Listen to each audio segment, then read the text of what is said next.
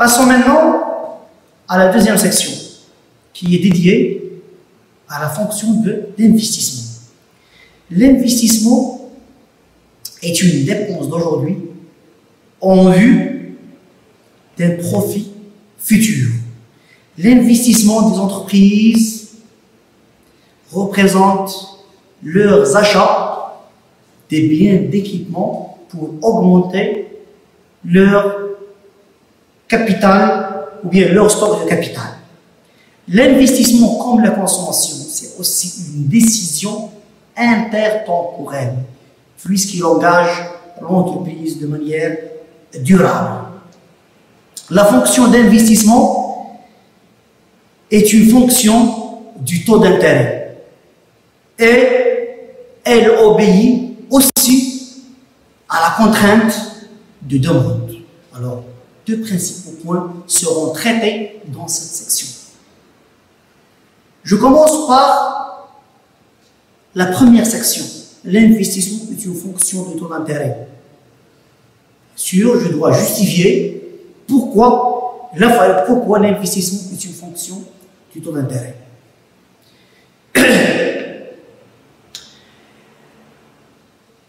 Dans un premier point, on va voir cette justification sur fond du mécanisme.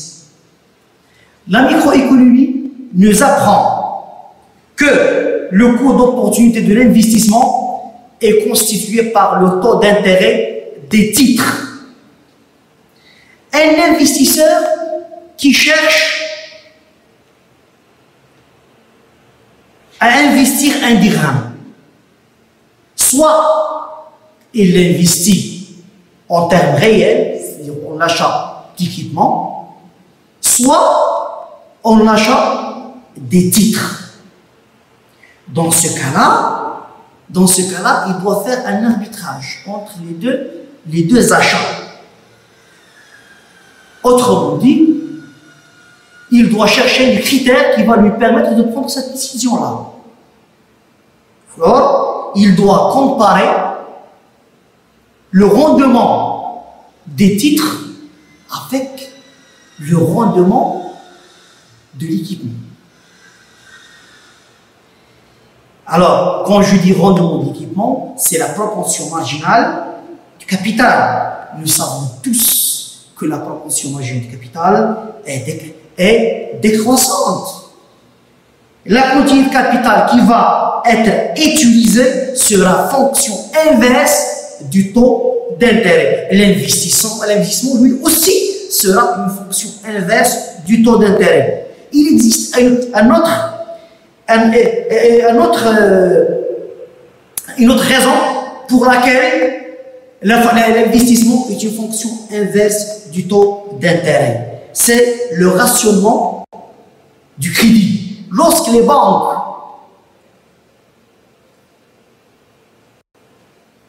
en situation de rationnement du crédit ne satisfont pas toutes les demandes de crédit. Cela veut dire quoi? Cela veut dire que les entreprises ne vont pas réaliser tous leurs projets d'investissement. Le taux d'intérêt représente pour les banques le coût marginal des prêts. Si le taux d'intérêt augmente, automatiquement, les banques vont empêcher les entreprises à réaliser ou à financer leurs investissements.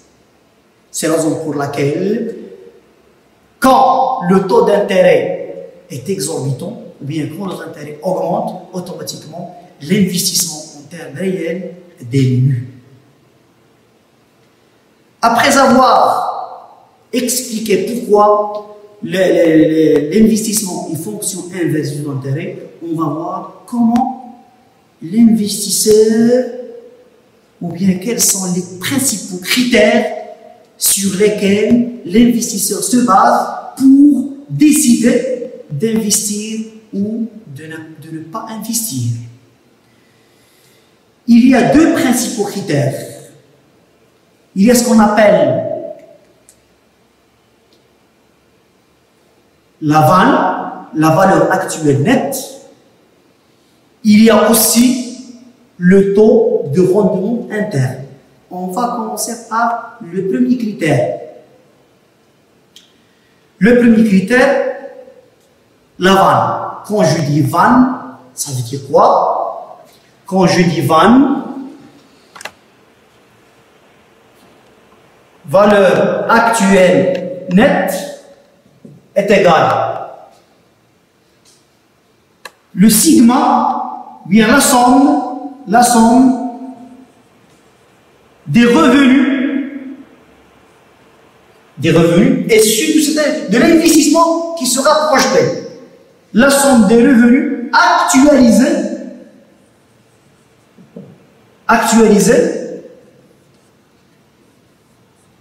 moins le coût d'investissement qu'on peut noter 16 €.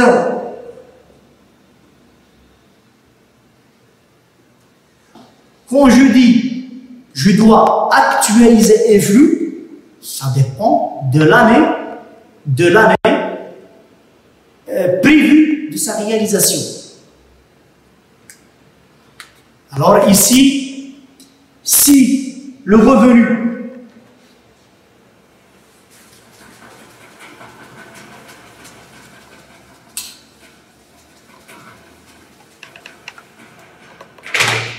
on prend un petit exemple.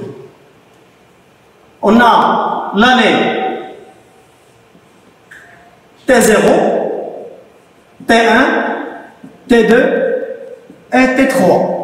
Supposons qu'on a un investissement qui sera projeté sur 3 ans. C'est-à-dire, on doit prévoir, anticiper le revenu R1, R2, R3. Mais quand est-ce qu'on a investi? Ici, c'est en T0, c'est au début, on doit dépenser C0, le capital initial. C'est-à-dire, ce capital qui sera dépensé en équipement, cet équipement aura un revenu après 1 an de R1, après 2 ans de R2, après 3 ans de R3. Mais je dois calculer la somme de ces revenus, mais ce n'est pas la somme des revenus comme on les a prévus. En R1, on a mis 1, 2, 3. Mais on doit actualiser chaque flux. Chaque revenu, on doit le ramener à l'année T0.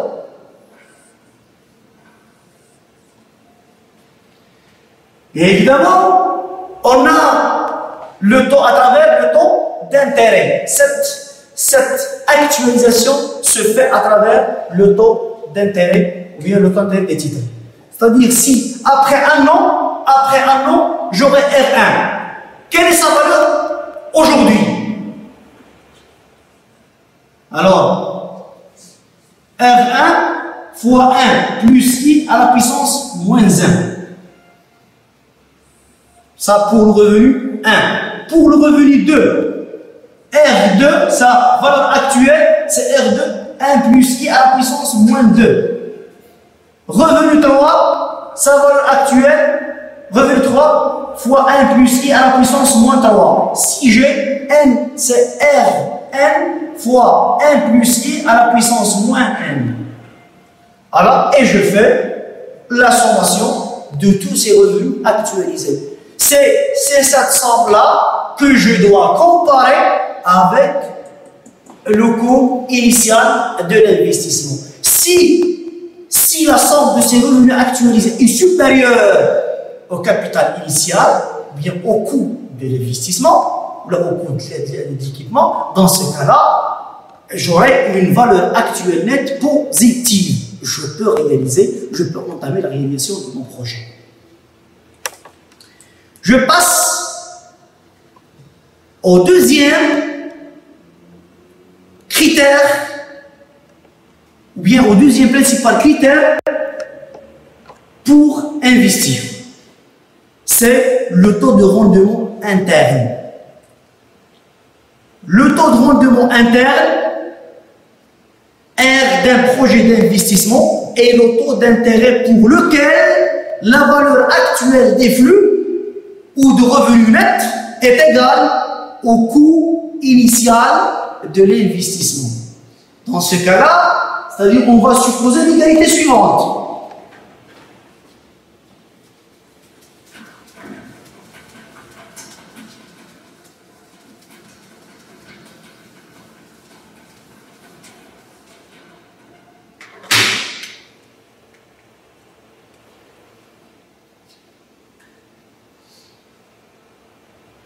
On a d'ici le R qui va permettre l'égalité suivante. C'est 0 d'un côté et de l'autre côté, le sigma I allant de 1 jusqu'à N du revenu actualisé. R I fois 1 plus I à la puissance, plutôt R ici. Voilà. Ça c'est le taux de rendement qu'on doit, le taux de rendement interne qu'on doit chercher. C'est, voilà l'égalité. Vous voyez, on doit chercher le R qui va permettre cette égalité. Alors, si, quand on trouve R, on doit le comparer,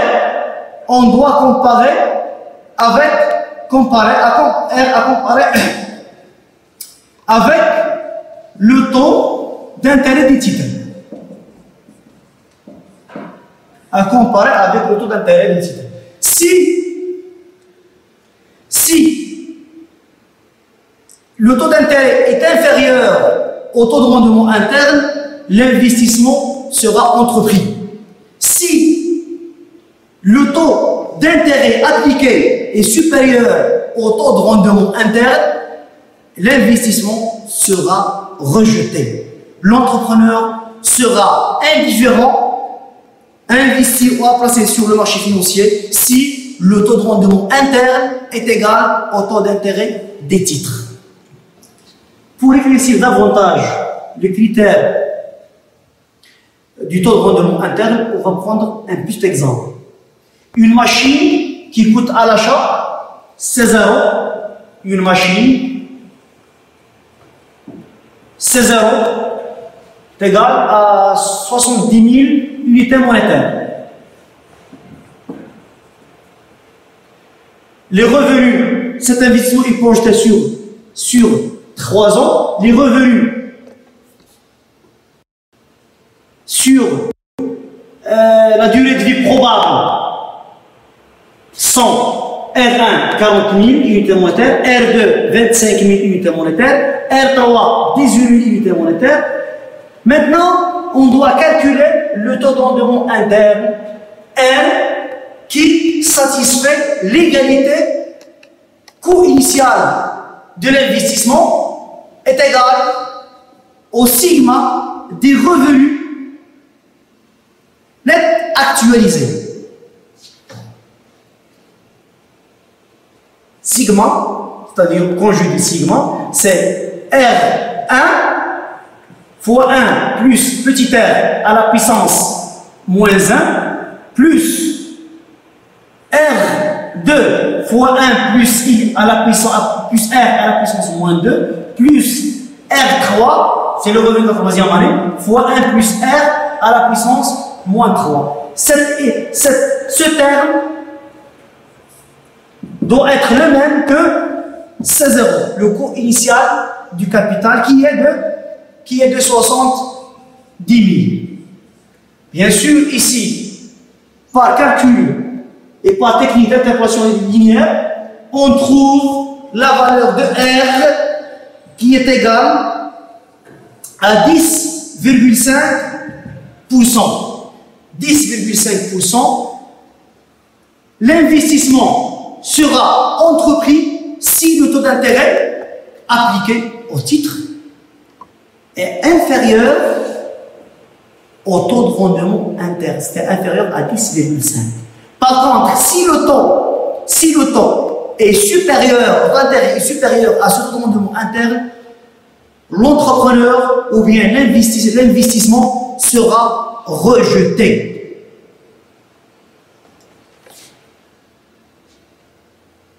On passe à la deuxième, ou bien au deuxième point, qui est l'investissement et il est contrainte, ou bien il est fonction de la contrainte de demande.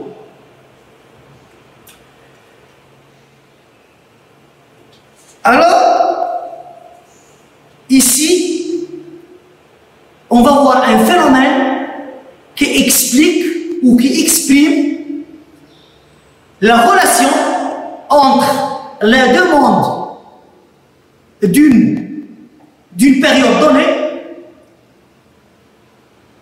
détermine le niveau d'investissement nécessaire pour satisfaire cette demande. Ce principe, ou bien ce phénomène-là, est appelé principe d'accélération. Pour expliquer davantage ça, nous allons procéder par un exemple chiffré. On suppose qu'en été, la production PT soit de 100 millions d'unités monétaires et que pour produire les 100 millions, il faut un stock de capital capté de 200 millions d'unités monétaires.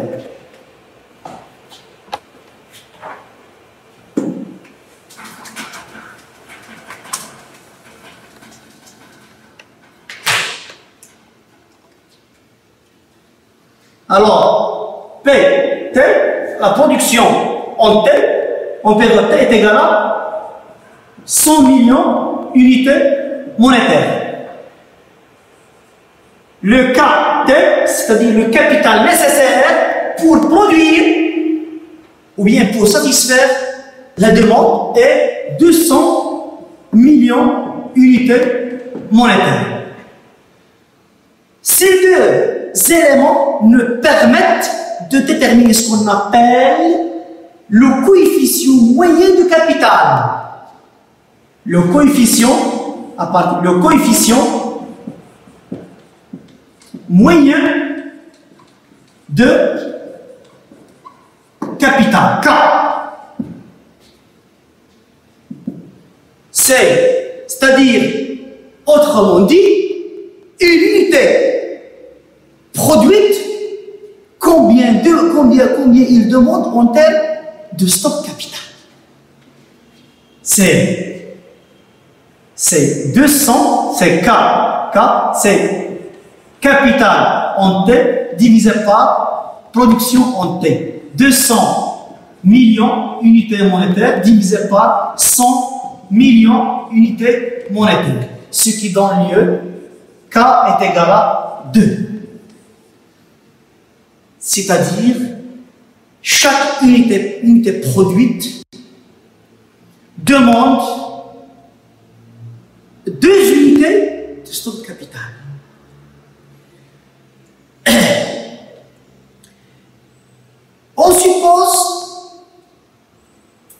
On suppose que ce coefficient moyen de capital est constant durant toute la période. C'est-à-dire qu'il est égal au coefficient marginal du capital. Hein? S'il est constant, s'il est constant, on peut dire que coefficient moyen de capital qui est égal à K est égal aussi coefficient marginal de capital. Autrement dit, je peux dire que K est égal à KT divisé par PT est égal à la variation de K divisé par la variation de P. La variation de K sur la variation de P. Si la durée de vie, maintenant, de cet investissement est de 20 ans, l'investissement de remplacement, qui est l'amortissement, est égal à IR, K sur la durée de vie. 200 sur 20 est égal à 10.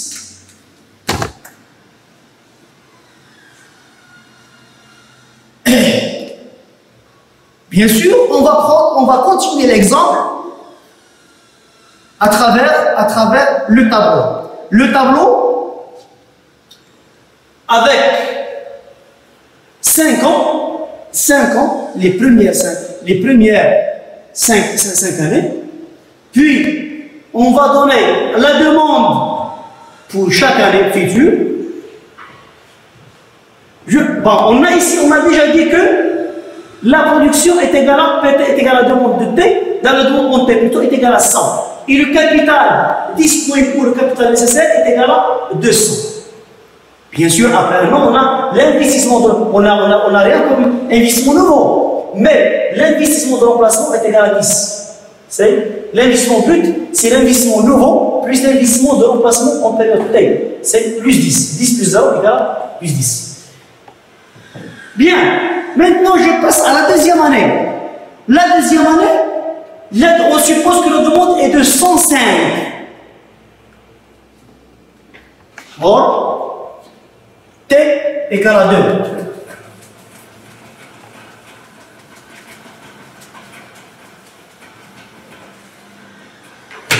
T est égal à, en période T, en deuxième année. En deuxième année, D2 est égal à 105. C'est-à-dire, on doit produire ce qui est demandé.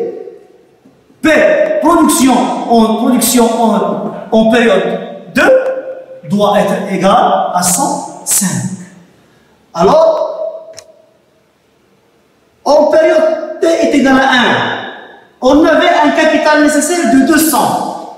Mais, il est disponible en période 2. Alors, capital disponible est égal à 200. Mais est-ce que le capital dont on dispose maintenant est-il suffisant pour produire les 105? Bien sûr, je dois calculer le capital qui sera nécessaire. Bien sûr, on a déjà petit k qui est égal à 2, on a déjà dit que c'est k divisé par p. Alors, on cherche ça. K, T, c'est-à-dire K2. 2 multiplié par production 2. Et 2 fois 105.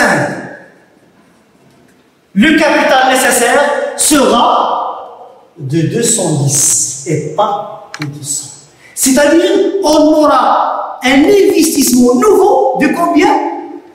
210, le capital nécessaire, moins le capital disponible, 210 plus moins 200 égale plus 10. On a déjà l'investissement de remplacement, et il est de 10. Ça veut dire l'investissement brut en période 2 est égal à l'investissement de remplacement en période 2 plus l'investissement nouveau en période 2. 10 plus 10 égale à 20. Bon, 115, on a une augmentation, c'est le même principe. 115, maintenant, la quatrième année. La quatrième année, qu'est-ce qu'on a? On a une période de stagnation. C'est-à-dire, la demande n'a pas augmenté, il n'a pas diminué. On a demande D4, elle est de 115. D4, 115. D3, elle est de 115. C'est-à-dire, il n'a pas changé. Le capital nécessaire, bon, la production 4, elle est de combien? La production 4, elle est aussi de 115. Ça veut dire, le capital nécessaire en 4, c'est combien? C'est 115 multiplié par 2. C'est 130. 230 plutôt. 230. Maintenant, en D4, c'est la même chose. Pardon, D3. Demande en troisième année. 315. K3 est égal à 230. C'est-à-dire, pour les 2 années consécutives, l'année 3 et l'année 4, on aura le même capital nécessaire. Il est de 230. C'est-à-dire, en période 4, on aura un investissement nouveau qui est nul. C'est-à-dire on va se limiter à l'investissement de remplacement qui égalise l'investissement brut. Je passe à la période, ou bien à l'année 5. L'année 5. D5, elle est de 105. Qu'est-ce qu'on a ici? 105. 105, on a une diminution. La variation de P est égale 105 moins 115, c'est-à-dire moins 10. Le capital disponible, elle est de 230. C'est le capital nécessaire de la période 4. Elle est de 230. Mais les 230, sont-elles, ou bien sûr, le capital est-il suffisant pour produire 105? On va voir. Bien sûr, K5 est égal. Plutôt, capital, oui, capital, le stock capital en période 5 est égal. P5 multiplié par 2. On a production, c'est 105, plutôt 105 ici. 105 multiplié par 2 est égal à 210. C'est-à-dire le capital nécessaire en période 5, il est de 210. Qu'est-ce qu'on a? Capital disponible est 230, capital nécessaire est seulement 210. On a, c'est-à-dire ici, on doit, les entreprises doivent manipuler l'action inverse de l'investissement, c'est le désinvestissement. Mais est-ce que ce phénomène-là est-il possible? Alors, est-ce que les entrepreneurs désinvestissent en revendant par exemple des machines? Ce comportement est irréaliste, au moins à court terme. C'est-à-dire, il y a apparition de machines qui ne sont pas utilisées, c'est-à-dire des capitaux oisifs, remis en service dès que la demande augmentera. Bien, à partir de cet exemple, on a vu 3 périodes. Période où la demande augmente, automatiquement le capital nécessaire ou bien le capital nécessaire augmente. On a vu la deuxième période, c'est la période de stagnation. Là, on a une demande qui n'a pas évolué. Et la troisième période, c'est la période de réduction de la demande, de diminution de la demande. La réduction de la demande, on a dit qu'il doit se traduire par un désinvestissement, chose qui n'est pas réelle à court terme.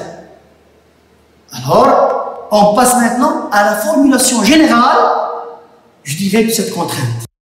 La formulation du principe d'accélération suppose que le stock capital s'adapte parfaitement à la production. Si l'économie désire augmenter sa production d'un certain pourcentage, il doit augmenter son capital et investir en conséquence. La formule générale de l'accélération est la suivante. L'investissement de remplacement, l'investissement but en T plus 1 égalise la différence entre la demande prévue en T plus 1 moins la production réalisée, facteur du coefficient K, coefficient moyen de capital, plus l'investissement de remplacement en T plus 1.